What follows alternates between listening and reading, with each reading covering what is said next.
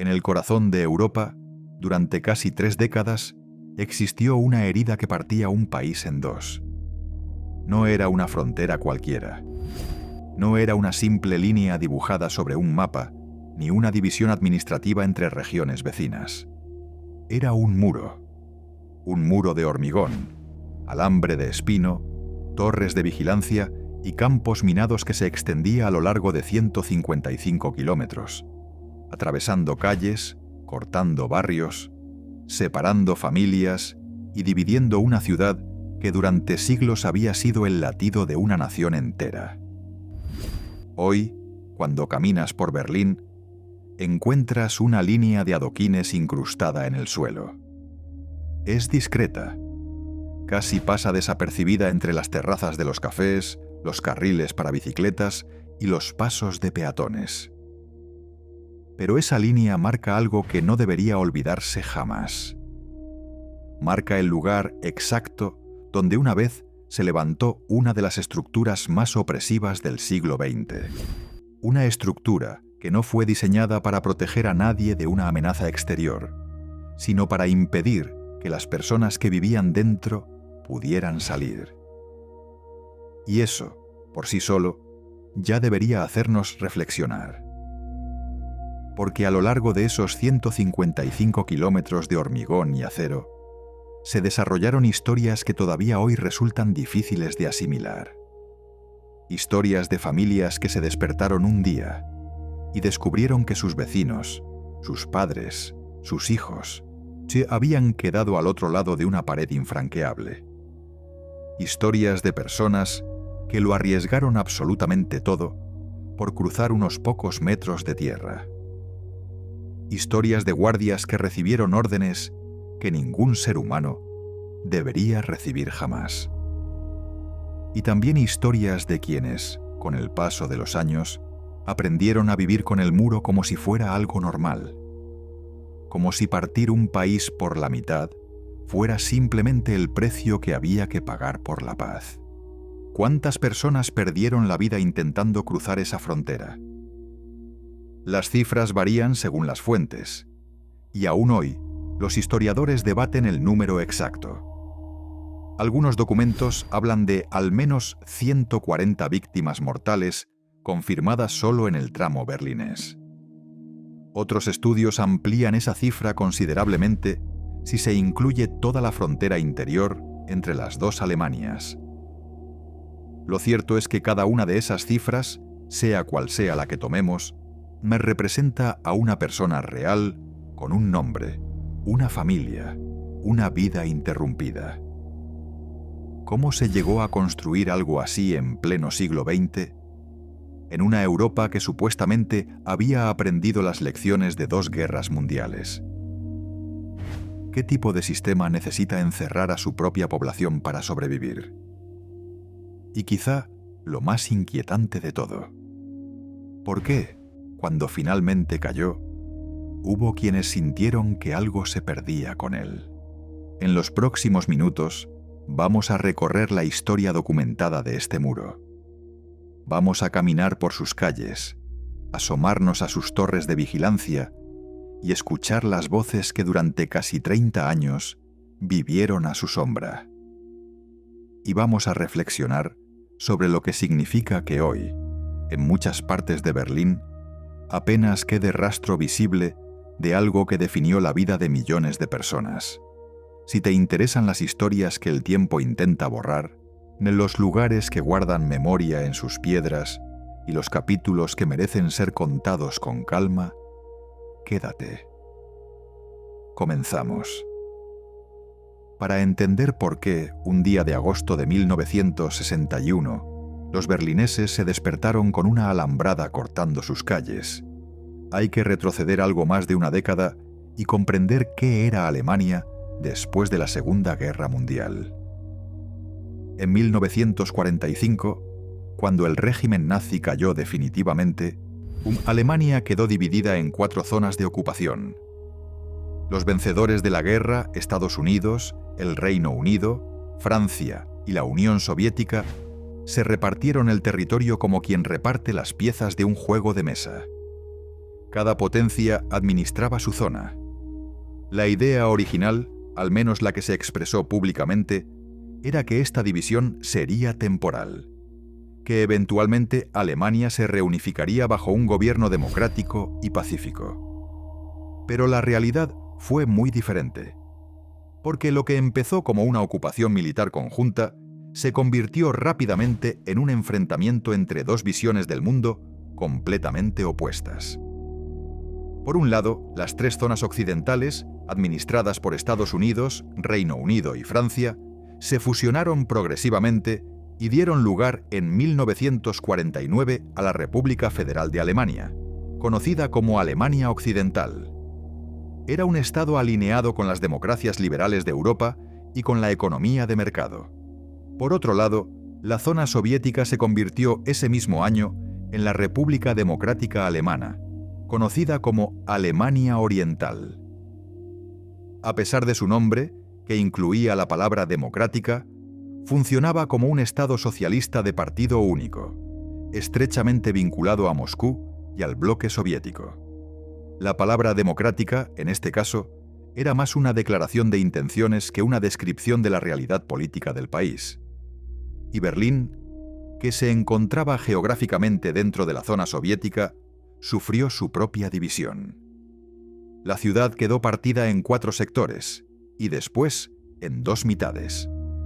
Berlín Occidental se convirtió en una isla de Occidente rodeada por territorio de Alemania Oriental. Una situación geopolítica completamente anómala que con el tiempo se volvería insostenible. Durante los años 50, la diferencia entre ambas Alemanias se hizo cada vez más evidente.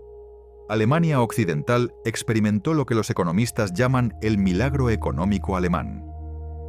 La ayuda del Plan Marshall, la inversión extranjera y una política económica orientada al mercado produjeron un crecimiento espectacular.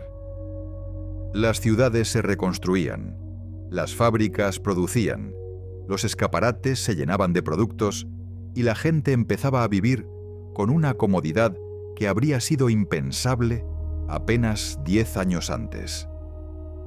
Al otro lado, en Alemania Oriental, la situación era diferente. La economía planificada no generaba el mismo dinamismo. Las condiciones de vida, aunque no eran necesariamente miserables, resultaban notablemente inferiores a las del oeste. Los salarios eran más bajos, la variedad de productos era limitada, y la libertad de expresión estaba severamente restringida. El Partido Socialista Unificado de Alemania controlaba prácticamente todos los aspectos de la vida pública. Y la gente lo sabía, porque Berlín, esa ciudad dividida, funcionaba como una ventana entre dos mundos. Un berlinés del este podía tomar el metro por la mañana, cruzar a la parte occidental de la ciudad y ver con sus propios ojos lo que había al otro lado. Podía comparar los escaparates, los periódicos, las conversaciones en los cafés, y muchos de quienes hacían esa comparación tomaban una decisión que cambiaría sus vidas: no volver. Entre 1949 y 1961, se estima que alrededor de 3,5 millones de personas abandonaron Alemania Oriental. 3,5 millones. Es una cifra que merece repetirse, porque representa aproximadamente el 20% de toda la población del país. Y no emigraba cualquiera.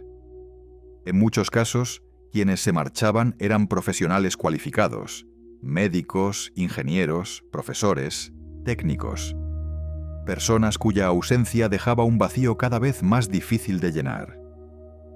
Para el gobierno de Alemania Oriental, y esta sangría demográfica se había convertido en una crisis existencial. No era solo una cuestión de orgullo nacional, era una amenaza directa a la viabilidad económica del Estado.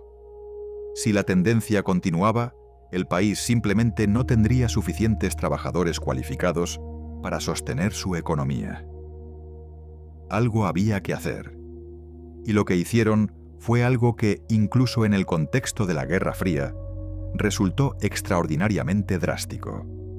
La madrugada del 13 de agosto de 1961, sin previo aviso público, las autoridades de Alemania Oriental desplegaron soldados y policías a lo largo de toda la línea que separaba Berlín Oriental de Berlín Occidental. En cuestión de horas, comenzaron a tender alambradas de espino, cortaron calles, bloquearon estaciones de metro, interrumpieron líneas de tranvía. Lo que durante años había sido una frontera porosa, incómoda pero transitable, se convirtió de la noche a la mañana en una barrera física impenetrable. Los berlineses que se despertaron aquella mañana se encontraron con un paisaje irreconocible. Vecinos que vivían en la misma calle quedaron separados. Familias que habían planeado verse ese mismo fin de semana descubrieron que ya no podían hacerlo. Trabajadores que cruzaban cada día para ir a sus empleos se encontraron con soldados armados, donde antes había una parada de autobús. Y lo más impactante de todo, nadie sabía si aquello sería permanente. Las primeras barreras fueron rudimentarias, alambradas, postes de madera, bloques de hormigón improvisados. Pero en los días siguientes, la infraestructura creció.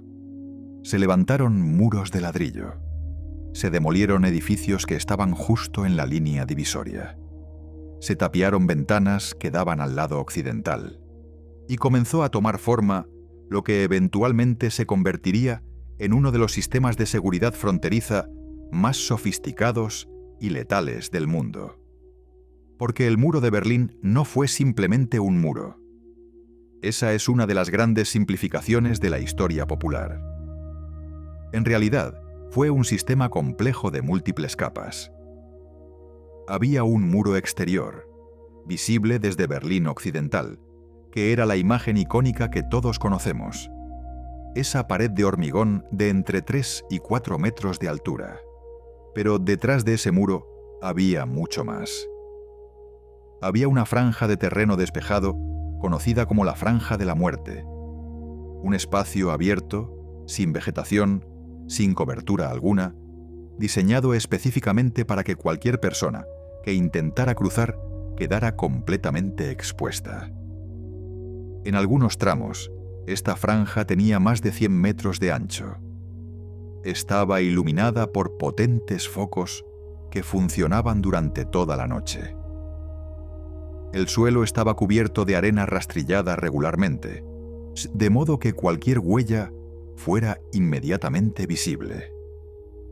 A lo largo de esta franja se distribuían torres de vigilancia donde guardias armados mantenían una observación permanente. Se instalaron alambradas con alarmas, trincheras antivehículos y en algunos tramos, según diversos testimonios y documentos, se colocaron minas antipersona. Todo el sistema estaba diseñado con un único propósito: que nadie pudiera cruzar. Y si alguien lo intentaba, que no llegara vivo al otro lado. Las órdenes que recibían los guardias fronterizos son un tema que todavía genera debate entre historiadores. Oficialmente, el gobierno de Alemania Oriental negó siempre la existencia de una orden de disparar a matar.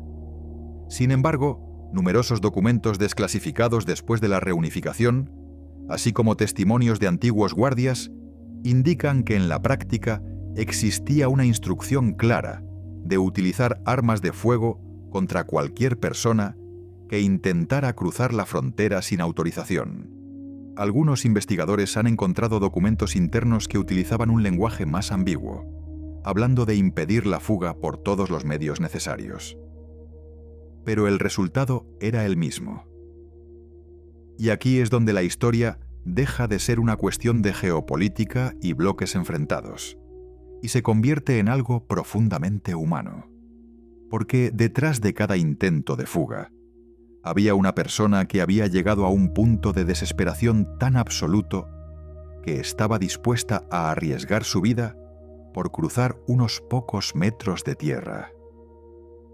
Algunos lo intentaron saltando el muro. Otros excavaron túneles que tardaban semanas o meses en completarse. Hubo quienes se escondieron en compartimentos secretos de vehículos, quienes nadaron por los canales que cruzaban la ciudad, quienes fabricaron globos aerostáticos caseros, quienes se deslizaron por cables tendidos entre edificios. La creatividad y el coraje que mostraron muchas de estas personas resultan, vistos desde la distancia, casi inverosímiles. Pero no todos lo lograron, y los que no lo lograron pagaron un precio terrible. Uno de los casos más conocidos, y probablemente el que más conmocionó a la opinión pública internacional, fue el de Peter Fechter. Tenía 18 años. Era albañil. El 17 de agosto de 1962, apenas un año después de la construcción del muro, intentó cruzar junto a un compañero en un tramo cercano al famoso Checkpoint Charlie. Su compañero logró saltar y alcanzar el lado occidental. Peter no tuvo la misma suerte. Recibió un disparo cuando estaba a punto de alcanzar la cima del muro y cayó del lado oriental, en la franja de la muerte. Lo que ocurrió después es algo que quedó grabado en la memoria colectiva de toda una generación. Peter Fechter yacía herido en el suelo, a la vista de cientos de personas que observaban desde ambos lados. Gritaba pidiendo ayuda. Los guardias orientales no se acercaron. Los soldados y policías occidentales tampoco podían intervenir sin provocar un incidente internacional. Y las personas que miraban desde las ventanas y las aceras no podían hacer nada. Peter Fechter se desangró durante casi una hora ante la mirada impotente de todos. Su muerte provocó una oleada de indignación en Berlín Occidental y en todo el mundo. Hubo protestas frente al muro. Se lanzaron piedras contra los guardias orientales. La prensa internacional publicó las fotografías. Pero el muro siguió en pie. Y la vida, de alguna manera incomprensible, siguió adelante. Y esa es quizá una de las cosas más difíciles de entender sobre el muro de Berlín. No fue un evento puntual. No fue una crisis que duró semanas o meses. Fue una realidad cotidiana durante 28 años. Casi 3 décadas. Una generación entera nació, creció y se hizo adulta con el muro como parte del paisaje. Para millones de personas no era una anomalía histórica. Era simplemente el mundo tal como era. Y es precisamente esa normalización lo que resulta más inquietante cuando uno se detiene a pensarlo. Porque el ser humano tiene una capacidad asombrosa para adaptarse a casi cualquier circunstancia, incluso a las más absurdas, incluso a las más opresivas. Y el muro de Berlín, con todo lo que representaba, acabó convirtiéndose para muchos en algo tan cotidiano como el tiempo que hacía por la mañana. Estaba ahí, siempre había estado ahí, y la vida continuaba a pesar de él. En Berlín Occidental, el muro se convirtió con el tiempo en una especie de telón de fondo permanente. Los berlineses occidentales aprendieron a vivir con él.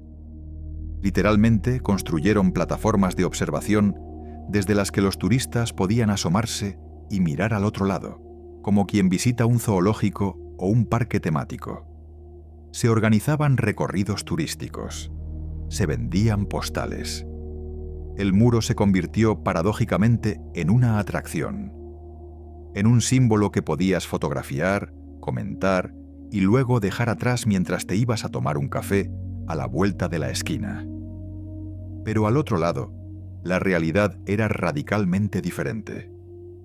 Para los habitantes de Berlín Oriental, y por extensión para los ciudadanos de toda Alemania Oriental, el muro no era una curiosidad turística. Era una jaula. Una jaula que no podías ver desde dentro porque estaba diseñada para ser invisible desde el lado oriental. Porque, y este es un detalle que a menudo se pasa por alto, el muro no tenía el mismo aspecto desde ambos lados. Desde Berlín Occidental, El muro era una superficie de hormigón que con el tiempo se cubrió de grafitis, murales y expresiones artísticas de todo tipo. Era visible, tangible, casi exhibicionista en su presencia. Pero desde Berlín Oriental, el muro estaba precedido por toda esa infraestructura de la Franja de la Muerte. Los ciudadanos del Este no veían el muro como tal. Veían vallas, zonas prohibidas, carteles de advertencia y la presencia constante de guardias armados. El muro era menos un objeto físico que una atmósfera, una sensación permanente de límite, de vigilancia, de control. Y ese control no se limitaba a la frontera. La vida cotidiana en Alemania Oriental estaba impregnada de mecanismos de vigilancia que iban mucho más allá del muro. El Ministerio para la Seguridad del Estado, conocido como la Stasi, era el servicio de inteligencia interior del país, y está considerado como una de las organizaciones de vigilancia más extensas y eficientes que hayan existido jamás. Los números son difíciles de procesar. En su momento de mayor actividad, la Stasi contaba con aproximadamente 91.000 empleados oficiales. Pero esa cifra es solo la punta del iceberg. Además de sus funcionarios, la Stasi mantenía una red de colaboradores informales, ciudadanos comunes que informaban sobre las actividades, conversaciones y opiniones de sus vecinos, compañeros de trabajo, amigos e incluso familiares. Se estima que esta red llegó a incluir a varios cientos de miles de personas a lo largo de las décadas. Algunos historiadores calculan que, en determinados momentos, podía haber un informante por cada 63 ciudadanos. Piensa en eso un momento. Imagina vivir en un lugar donde, estadísticamente, es probable que alguien en tu círculo cercano esté informando sobre ti. Donde cada conversación puede ser registrada. Donde cada opinión expresada en la intimidad de tu hogar puede terminar en un expediente. Donde la confianza, ese elemento básico de cualquier relación humana, se convierte en un lujo que no puedes permitirte. La Stasi no solo vigilaba, también intervenía activamente en la vida de las personas que consideraba problemáticas. Desarrollaron una técnica conocida como Zersetzung, que podría traducirse como descomposición o desintegración. Era un método de acoso psicológico sistemático, diseñado para destruir la vida de una persona sin necesidad de arrestarla ni juzgarla. Entraban en las casas cuando los propietarios estaban fuera y movían objetos del lugar. Cambiaban la hora de los relojes. Enviaban cartas anónimas con información que solo podía provenir de dentro del hogar. Difundían rumores en el trabajo. Saboteaban relaciones personales. El objetivo era que la víctima empezara a dudar de su propia cordura, que se sintiera vigilada, sin poder demostrarlo. Que su vida se desmoronara lentamente, sin que hubiera un culpable visible al que señalar. Era una forma de violencia que no dejaba marcas físicas, pero que destrozaba a las personas desde dentro. Y todo esto ocurría mientras el muro seguía en pie. Mientras las familias seguían separadas. Mientras los guardias seguían en las torres. Y mientras el mundo seguía girando como si aquella situación fuera, de algún modo, aceptable. Pero no todo era oscuridad. Porque incluso en las circunstancias más opresivas, el ser humano encuentra formas de resistir. Y a lo largo de los 28 años que duró el muro, hubo actos de resistencia, de solidaridad y de ingenio que merecen ser recordados con la misma atención que dedicamos a las tragedias. Los túneles fueron quizá la forma de escape más emblemática. A lo largo de los años, se excavaron decenas de túneles bajo el muro. Algunos eran obras de ingeniería sorprendentes, con sistemas de ventilación, iluminación eléctrica y refuerzos estructurales. El más famoso de todos, conocido como el Túnel 57, fue excavado en 1964 por un grupo de estudiantes de Berlín Occidental. tenía una longitud de aproximadamente 145 metros y conectaba una panadería en desuso del lado oriental con un edificio del lado occidental. A través de él lograron escapar 57 personas en 2 noches consecutivas antes de que fuera descubierto. Otros escapes fueron más individuales, más desesperados, más improvisados. Hubo personas que cruzaron nadando los canales helados en pleno invierno. Otras que se escondieron dentro de los compartimentos de motor de automóviles especialmente modificados, soportando temperaturas extremas y la falta de oxígeno durante horas. Un ingeniero construyó un pequeño submarino casero con el que cruzó el mar Báltico. Una familia fabricó un globo aerostático con tela impermeable y un quemador artesanal, y sobrevoló la frontera en la oscuridad de la noche. 2 familias, en realidad, en una historia que décadas después se convertiría en película. Cada una de estas historias es un testimonio de hasta dónde puede llegar una persona cuando siente que su libertad está en juego. Y cada una de ellas es también un recordatorio de lo que el muro significaba para quienes vivían con él. Porque nadie arriesga su vida de esa manera por capricho. Nadie se mete en el maletero de un coche, ni se lanza a un canal helado por diversión. Lo hacían porque sentían, con una convicción absoluta, que no había otra opción. Pero también hay que decir, con la honestidad que exige cualquier relato histórico, que no todos los ciudadanos de Alemania Oriental querían marcharse. Ni mucho menos. Millones de personas vivieron sus vidas al este del muro con una cierta normalidad. Tenían trabajos, familias, aficiones, rutinas. El sistema les proporcionaba educación gratuita, sanidad universal, empleo garantizado y una vivienda, aunque fuera modesta.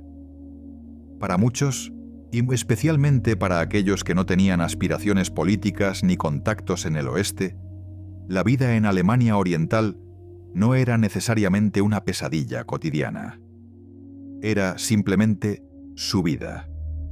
Y esto es algo que a menudo se pierde en los relatos simplificados sobre el muro. La tentación de pintar todo en blanco y negro, de dividir el mundo en buenos y malos, en víctimas y verdugos, es comprensible pero engañosa. La realidad, como casi siempre ocurre en la historia, era mucho más compleja y mucho más ambigua, mucho más humana. Había personas que creían sinceramente en el proyecto socialista, que pensaban que, a pesar de sus defectos, representaba una alternativa válida al capitalismo occidental, que veían el muro no como una prisión, sino como una protección contra lo que consideraban la influencia destructiva del imperialismo occidental. No eran necesariamente personas malvadas ni estúpidas, y eran personas que vivían en un contexto determinado y que interpretaban la realidad desde ese contexto. Y luego estaban los guardias. Esos jóvenes soldados que pasaban horas en las torres de vigilancia, con el dedo cerca del gatillo, mirando la franja de la muerte. ¿Qué sentían? ¿Qué pensaban cuando veían a alguien correr hacia el muro? Algunos de ellos, años después, declararon que dispararon porque tenían órdenes y porque creían que, si no obedecían, serían ellos los castigados. Otros dijeron que intentaron fallar deliberadamente, apuntando al suelo o por encima de las cabezas. Y algunos admitieron que en aquel momento creían genuinamente estar protegiendo a su país de una amenaza real. Después de la caída del muro y la reunificación, se celebraron juicios contra algunos de estos guardias fronterizos. Los procesos generaron un debate profundo en la sociedad alemana. ¿Era justo juzgar a un soldado de 18 años por obedecer las órdenes que le habían dado? ¿Dónde termina la obediencia debida y dónde empieza la responsabilidad individual? ¿Puede un sistema eximir a las personas que lo componen? Los tribunales, en general, concluyeron que las órdenes manifiestamente injustas no debían ser obedecidas, independientemente del contexto político. Varios guardias fueron condenados, aunque las penas fueron relativamente leves en la mayoría de los casos. Y los altos funcionarios que diseñaron y mantuvieron el sistema, o incluido el propio líder de Alemania Oriental durante gran parte de esos años, también fueron llevados ante la justicia, aunque algunos fallecieron antes de que los procesos concluyeran. Pero más allá de los juicios, lo que quedó fue una herida abierta en la sociedad alemana que tardaría décadas en cicatrizar. Porque cuando el muro cayó, lo hizo de una forma que nadie había previsto. Nadie, ni los líderes occidentales, ni los soviéticos, ni los propios ciudadanos de Alemania Oriental. Lo que ocurrió la noche del 9 de noviembre de 1989 fue, en muchos sentidos, un accidente histórico. Una concatenación de errores, malentendidos y presiones acumuladas que desembocó en uno de los momentos más extraordinarios del siglo XX. Para entender cómo fue posible, hay que retroceder un poco y mirar el contexto más amplio. A mediados de los años 80, la Unión Soviética estaba experimentando cambios profundos bajo el liderazgo de Mikhail Gorbachov. Sus políticas de glasnost, apertura informativa y perestroika, reestructuración económica, habían abierto grietas en el monolito soviético que se extendían rápidamente a los países satélites de Europa del Este. En Polonia, el sindicato Solidaridad había logrado negociar elecciones parcialmente libres que resultaron en una victoria aplastante de la oposición. En Hungría, el gobierno había comenzado a desmantelar la alambrada en su frontera con Austria y abriendo de facto una ruta de escape para los ciudadanos de Alemania Oriental que viajaban a Hungría como turistas. En Checoslovaquia, miles de alemanes orientales se refugiaban en la Embajada de Alemania Occidental en Praga, exigiendo que se les permitiera emigrar. El bloque soviético se estaba desmoronando. Y Alemania Oriental, que había sido durante décadas uno de sus pilares más sólidos, se encontraba cada vez más aislada. Su líder, Erich Honecker, se resistía a cualquier tipo de reforma. Cuando le preguntaron por el muro, en enero de 1989, declaró que seguiría en pie durante 50 o incluso 100 años más si las condiciones que lo habían hecho necesario no cambiaban. 10 meses después, el muro caía. Las manifestaciones habían ido creciendo durante todo el otoño de 1989. En Leipzig, cada lunes, miles de personas salían a las calles portando velas y gritando consignas pacíficas. Lo que comenzó con unos pocos centenares se convirtió en decenas de miles y luego en cientos de miles. El gobierno observaba con creciente nerviosismo. Se barajó la posibilidad de una intervención militar, de una repetición de lo ocurrido en Pekín pocos meses antes en la plaza de Tiananmen. Pero la orden no llegó. Algunos historiadores atribuyen esto a la influencia de Gorbachov, que habría dejado claro que la Unión Soviética no respaldaría una represión violenta. Otros señalan que los propios líderes locales del partido en Leipzig decidieron por su cuenta no usar la fuerza. Sea como fuere, las manifestaciones continuaron, y la presión se hizo insostenible. Honecker fue sustituido en octubre por Egon Krenz, un hombre del aparato que intentó presentarse como reformista, pero que carecía de credibilidad y de margen de maniobra. El gobierno, desesperado por contener la hemorragia de ciudadanos que seguían huyendo a través de Hungría y Checoslovaquia, decidió relajar las regulaciones de viaje. Se redactó una nueva normativa que permitiría a los ciudadanos de Alemania Oriental solicitar visados para viajar al extranjero de forma más sencilla. El borrador de esta nueva normativa debía entrar en vigor al día siguiente, con un proceso ordenado de solicitudes a través de las comisarías de policía. Pero algo salió mal. O, dependiendo de cómo se mire, algo salió extraordinariamente bien. El 9 de noviembre de 1989, Hans-Günther Schabowski, portavoz del gobierno de Alemania Oriental, ofreció una rueda de prensa que estaba siendo retransmitida en directo por televisión. Al final de la conferencia, un periodista le preguntó cuándo entrarían en vigor las nuevas regulaciones de viaje. Schabowski, que aparentemente no había sido brifeado correctamente sobre los detalles, revisó sus notas durante unos segundos y respondió con una frase que cambiaría la historia. Según tengo entendido, de inmediato, sin demora. Esas palabras cayeron como una bomba. Los medios de comunicación de Berlín Occidental, que estaban siguiendo la rueda de prensa, interpretaron la declaración como la apertura inmediata de la frontera. La noticia se difundió a una velocidad vertiginosa, y miles de berlineses orientales, que llevaban semanas viendo cómo sus vecinos de otros países del bloque conseguían la libertad, se dirigieron hacia los puestos de control del muro. Lo que ocurrió en las horas siguientes es algo que todavía hoy, o más de 3 décadas después, resulta difícil de narrar sin emocionarse. Los guardias fronterizos, superados por la multitud y sin instrucciones claras de sus superiores, empezaron a abrir las barreras. No hubo disparos. No hubo violencia. Solo una marea humana que cruzó en ambas direcciones, entre lágrimas, abrazos y una euforia colectiva que pocas veces se ha visto en la historia. Aquella noche, berlineses de ambos lados se subieron al muro que durante 28 años los había separado.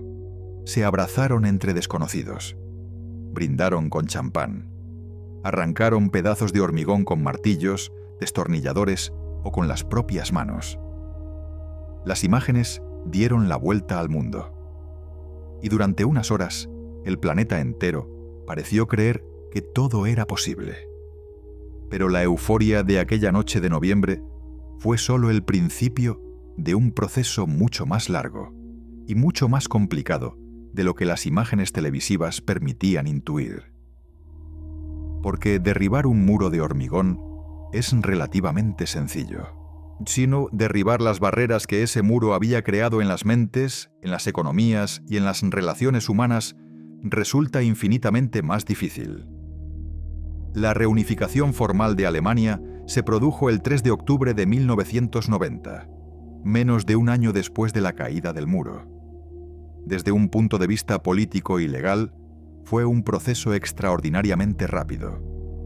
Alemania Oriental dejó de existir como Estado y sus territorios se integraron en la República Federal de Alemania. El marco legal, un económico e institucional de Alemania Occidental, se extendió al este. Se celebraron elecciones, se reorganizó la administración pública, se privatizaron las empresas estatales, pero bajo esa superficie de eficiencia administrativa, la reunificación fue un proceso traumático para millones de personas, especialmente para los habitantes del este. De la noche a la mañana, todo lo que habían conocido desapareció. Sus instituciones, sus empresas, sus títulos académicos, sus referencias culturales, sus redes sociales, todo fue absorbido, transformado o directamente eliminado por el sistema occidental. La economía planificada fue reemplazada por la economía de mercado, y el impacto fue devastador. Miles de fábricas cerraron. El desempleo se disparó. Comunidades enteras que habían girado en torno a una sola industria se quedaron sin medio de vida. Y no fue solo una cuestión económica, fue también una cuestión de identidad. Para muchos alemanes orientales, la reunificación se sintió menos como una fusión entre iguales y más como una absorción por parte de Occidente. Como si su vida anterior, sus experiencias, sus logros, sus recuerdos, hubieran sido declarados inválidos. Como si hubieran vivido 40 años en un error y ahora tuvieran que empezar de cero, adoptando las reglas, los valores y las costumbres de quienes estaban al otro lado del muro.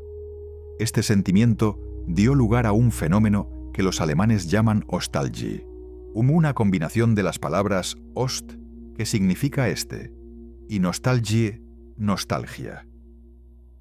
Una nostalgia por ciertos aspectos de la vida en Alemania Oriental. No necesariamente por el sistema político, ni por la Stasi, ni por el muro, sino por las pequeñas cosas, los productos que compraban en las tiendas, las canciones que escuchaban en la radio, los programas de televisión, las vacaciones organizadas por el sindicato, la sensación de comunidad, de igualdad, de que, por precaria que fuera la situación, al menos todos estaban más o menos en el mismo barco. Es un sentimiento complejo y a menudo malinterpretado. No significa que quienes lo experimentan deseen volver a la dictadura. Significa que la memoria humana no funciona en blanco y negro, que es posible recordar con cariño aspectos de un periodo histórico sin aprobar el sistema que lo enmarcaba. Que la vida, incluso en las circunstancias más difíciles, sigue siendo vida. Y que perderla de golpe, sin transición, sin reconocimiento, puede ser doloroso. 35 años después de la caída del muro, las diferencias entre el este y el oeste de Alemania siguen siendo mesurables. Los salarios en los estados orientales son, en promedio, más bajos que en los occidentales. El desempleo, aunque ha mejorado significativamente, sigue siendo algo más alto. La población en muchas regiones del este ha disminuido, ya que los jóvenes han emigrado hacia el oeste en busca de mejores oportunidades. Y en las encuestas, una proporción significativa de alemanes orientales sigue manifestando que se sienten como ciudadanos de segunda clase dentro de su propio país. Hay un término alemán que captura esta realidad: Die Mauer im Kopf, el muro en la cabeza. La idea de que, aunque el muro físico desapareció hace más de 3 décadas, existe una barrera invisible que sigue separando a los alemanes del este y del oeste. Una barrera hecha de prejuicios, de experiencias diferentes, de memorias distintas, de formas diferentes de entender el mundo. Y luego está la cuestión de la memoria física, del muro en sí, de lo que queda de él. Porque lo que resulta verdaderamente sorprendente es lo poco que queda. De los 155 kilómetros de muro que una vez rodearon Berlín Occidental, apenas se conservan unos pocos tramos. El más conocido es la East Side Gallery, o un fragmento de algo más de 1 kilómetro que se mantuvo en pie y fue pintado por artistas de todo el mundo poco después de la caída. Es hoy uno de los monumentos más visitados de Berlín. Los turistas se hacen fotos frente a los murales, compran recuerdos en las tiendas cercanas y siguen su camino. Hay otros fragmentos dispersos por la ciudad, algunos en museos, otros integrados en memoriales, otros simplemente olvidados en solares o patios traseros, cubiertos de maleza. Y esa línea de adoquines que mencionamos al principio, una doble hilera de piedras incrustada en el asfalto, que marca el recorrido original del muro a través de la ciudad. Pero lo que más llama la atención es la velocidad con la que el muro fue demolido. No fue una demolición ceremonial y pausada. Fue un desmantelamiento rápido, casi frenético. En cuestión de meses, la mayor parte de la estructura había desaparecido, y los bloques de hormigón fueron triturados y utilizados como material de construcción para carreteras. Otros fragmentos fueron vendidos como souvenirs. Algunos trozos acabaron en museos y colecciones privadas de todo el mundo. Hay pedazos del muro de Berlín en la sede de la CIA en Virginia, en los jardines del Vaticano, en un casino de Las Vegas y en un baño público de una ciudad de Kentucky. Hay quien dice que esa rapidez en la demolición fue deliberada, que hubo un deseo, si tanto por parte de los ciudadanos como de las autoridades, de borrar el muro lo antes posible, de pasar página, de mirar hacia adelante sin el recordatorio constante de lo que había sido. Y es comprensible, Después de 28 años de división, ¿quién querría mantener en pie el símbolo de esa separación? Pero al mismo tiempo, esa prisa por eliminar toda huella plantea preguntas incómodas sobre la memoria y el olvido. Porque cuando desaparece la evidencia física de un acontecimiento histórico, se corre el riesgo de que el acontecimiento mismo empiece a difuminarse en la conciencia colectiva. Y hay datos que sugieren que esto ya está ocurriendo. Según encuestas realizadas en los últimos años, un porcentaje significativo de jóvenes alemanes no es capaz de responder correctamente a preguntas básicas sobre el muro. No saben exactamente cuándo se construyó o cuándo cayó. No conocen las circunstancias de su creación. No tienen claro quién vivía a qué lado ni qué sistema político regía en cada uno. Para una generación que ha crecido en una Alemania unificada, próspera e integrada en la Unión Europea, el muro es un capítulo más del libro de historia. Importante, sin duda, pero lejano, abstracto, difícil de conectar con su realidad cotidiana. Y eso nos lleva a una reflexión que trasciende a Alemania y que tiene que ver con cómo las sociedades procesan su pasado. Porque hay una diferencia entre olvidar y superar. Superar implica haber comprendido, haber integrado la experiencia, haber aprendido de ella. Olvidar es simplemente dejar de pensar en ello. Y cuando una sociedad olvida, se vuelve vulnerable a repetir los errores que la llevaron a donde estuvo. No se trata de vivir anclados en el pasado ni de convertir la memoria en un instrumento de culpa permanente. Se trata de algo mucho más sencillo y mucho más difícil al mismo tiempo. Se trata de recordar con honestidad, de mirar lo que ocurrió sin apartar la vista, pero también sin simplificarlo, de entender que la historia no es una película con buenos y malos claramente definidos, sino un tejido infinitamente complejo de decisiones, circunstancias, miedos, ambiciones y consecuencias imprevistas. El muro de Berlín fue muchas cosas a la vez. Fue una frontera política. Fue un instrumento de control. Fue una herida en el corazón de una ciudad. Fue un símbolo de la Guerra Fría. Fue el escenario de tragedias personales devastadoras. Fue también, para algunos, una forma de vida. Y fue, finalmente, un recordatorio de lo que ocurre cuando un sistema político decide que la forma de mantenerse en el poder es impedir que las personas se vayan. Hoy, si caminas por la Bernauer Straße, una de las calles que el muro cortó limpiamente por la mitad, encontrarás uno de los memoriales más sobrios y más poderosos de toda Alemania. Es un espacio largo, estrecho, que sigue el trazado exacto de la antigua frontera. Hay restos de muro conservados. Hay torres de vigilancia restauradas. Hay fotografías en blanco y negro de personas que vivieron allí. Y hay cruces. Pequeñas cruces con nombres y fechas que señalan los lugares donde alguien perdió la vida intentando cruzar. El memorial no grita, no dramatiza, no utiliza efectos especiales ni reconstrucciones grandiosas. Simplemente muestra. Y en esa sobriedad reside su poder. Porque a veces, la mejor forma de contar una tragedia es dejar que los hechos hablen por sí mismos. Pero ese memorial es la excepción, no la regla.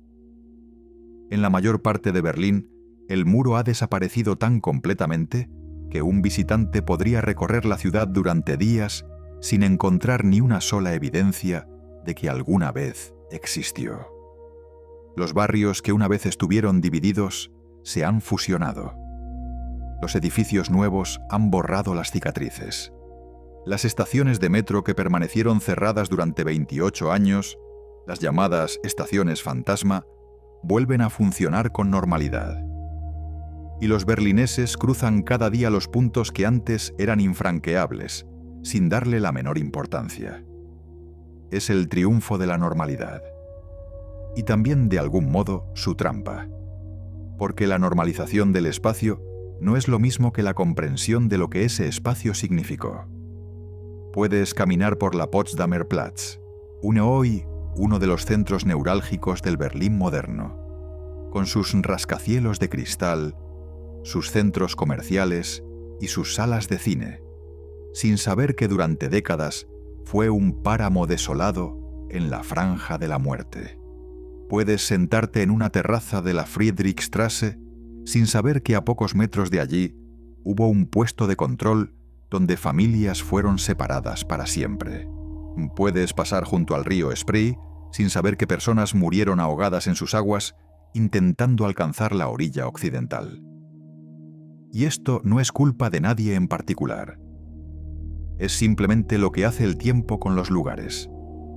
Los transforma, los renueva, les da nuevos significados. Y en ese proceso, los significados anteriores se van desvaneciendo, como la tinta de un documento que se expone demasiado tiempo a la luz. Pero hay algo que merece la pena preguntarse.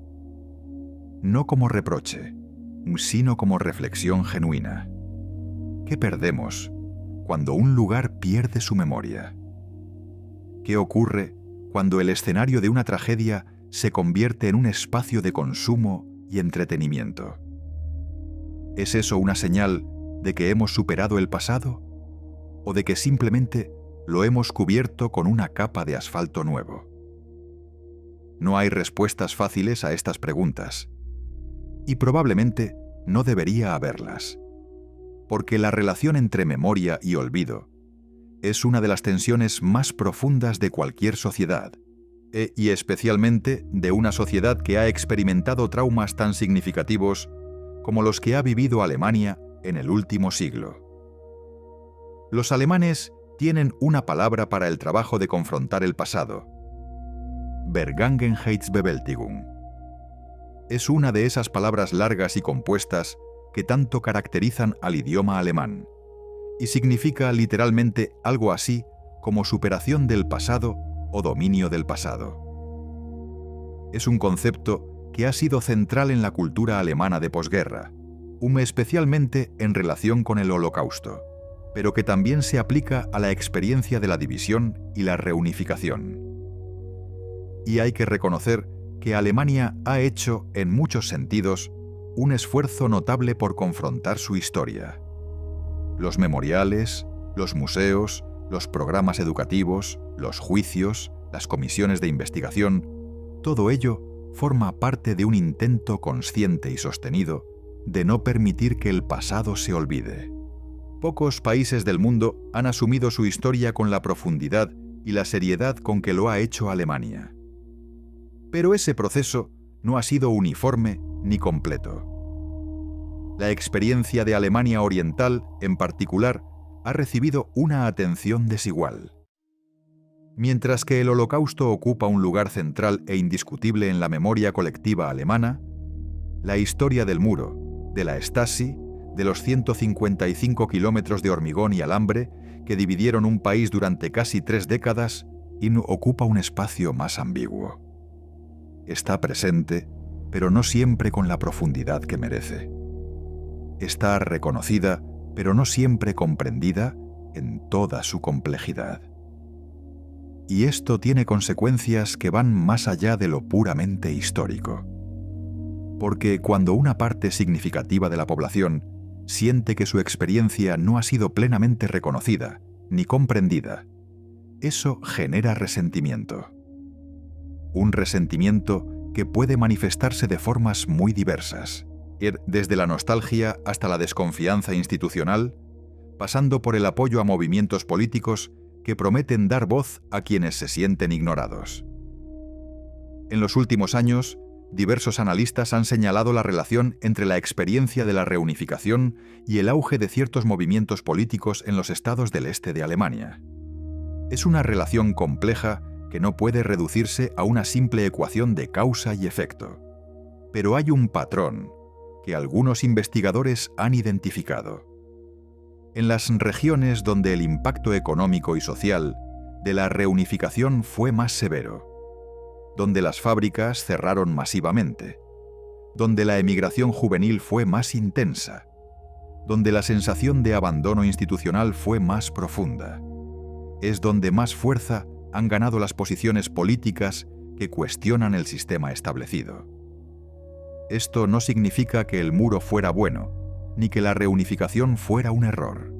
Significa simplemente que las consecuencias de los grandes acontecimientos históricos se extienden mucho más allá del momento en que ocurren, y que las heridas que no se tratan adecuadamente tienden a infectarse con el tiempo. Y luego están los objetos, los fragmentos, los pedazos de hormigón que hoy se exhiben en museos, se venden en tiendas de souvenirs o se guardan en cajones como reliquias de un tiempo que se fue. Y hay algo profundamente extraño en la transformación de un instrumento de opresión en un objeto de colección, en que puedas comprar un trozo del muro de Berlín por unos euros en una tienda turística, envuelto en celofán con un certificado de autenticidad. ¿Qué significa eso? ¿Es una forma de banalizar la historia o de mantenerla viva? ¿Es respeto o es comercio? Probablemente sea las dos cosas al mismo tiempo, porque así funciona la memoria colectiva en las sociedades de consumo. Transforma todo en producto, incluso el dolor, incluso la tragedia, y no necesariamente con mala intención, sino simplemente porque esa es la lógica que rige la forma en que nos relacionamos con el mundo. Hay una imagen que a menudo se utiliza para hablar del muro, y que quizá sea la que mejor captura su esencia. Es la imagen de una puerta cerrada con llave. No una puerta cerrada desde fuera para mantener a alguien encerrado, sino una puerta cerrada desde dentro por alguien que tiene miedo de que los que están dentro quieran salir. Una puerta cerrada por el propio anfitrión, que sabe que si la abre, se quedará solo. Y eso es, en el fondo, lo que fue el muro de Berlín. No fue una fortaleza construida para proteger a un país de una invasión exterior. Fue una barrera levantada por un gobierno contra su propia población. Un reconocimiento implícito, grabado en hormigón, de que el sistema solo podía sobrevivir si impedía que las personas eligieran libremente. Esa es la lección más profunda del muro. No es una lección sobre política internacional ni sobre equilibrios de poder entre superpotencias.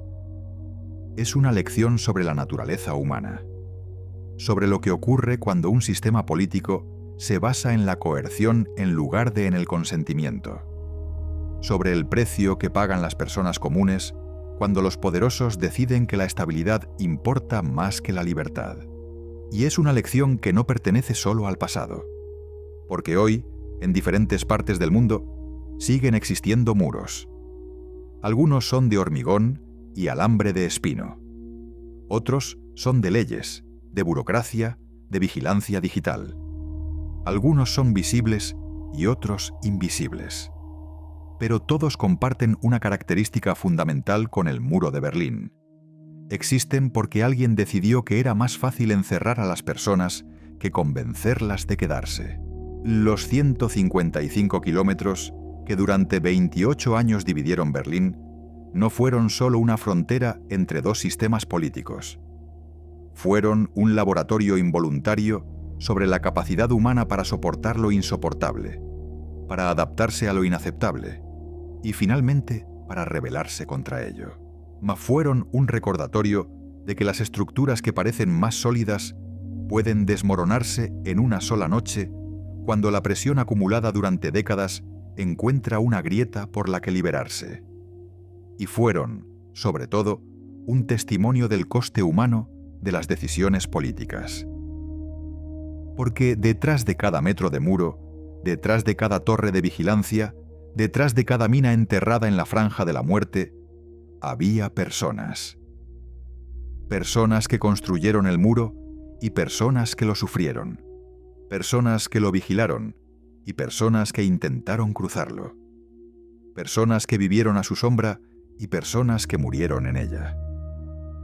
Esas personas merecen ser recordadas, no como cifras en un informe ni como anécdotas en un libro de texto, sino como lo que fueron: seres humanos completos, con miedos, esperanzas, contradicciones y dignidad. El muro de Berlín cayó hace más de 35 años. Sus restos se han convertido en souvenirs, en obras de arte, en material de construcción para autopistas. La ciudad que una vez dividió se ha reunificado hasta el punto de que un visitante puede recorrerla sin notar la cicatriz. Y una generación entera ha crecido sin haber conocido jamás un mundo con dos Alemanias. Pero la historia no desaparece porque dejemos de mirarla. Permanece en las memorias de quienes la vivieron, en los archivos que aún se están desclasificando, en los nombres grabados en los memoriales y en las historias que los abuelos cuentan a sus nietos cuando se atreven a hablar de aquello.